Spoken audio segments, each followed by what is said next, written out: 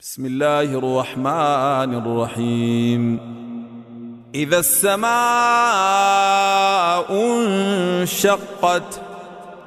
وأذنت لربها وحقت وإذا الأرض مدت وألقت ما فيها وتخلت وأذنت لربها وحقت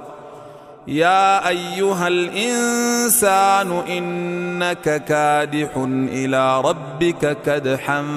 فملاقيه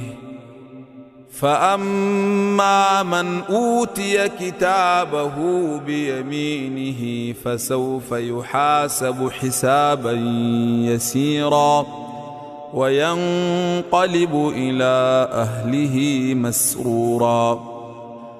وأما من أوتي كتابه وراء ظهره فسوف يدعو ثبورا ويصلى سعيرا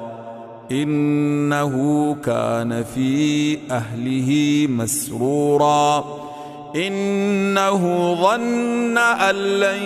يحور بلى إن ربه كان به بصيرا فلا أقسم بالشفق والليل وما وسق والقمر إذا اتسق لتركبن طبقا عن طبق فما لهم لا يؤمنون وإذا قرئ عليهم القرآن لا يسجدون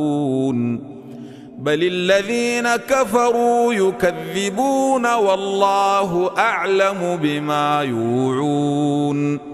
فبشرهم بعذاب أليم إلا الذين آمنوا وعملوا الصالحات لهم أجر غير ممنون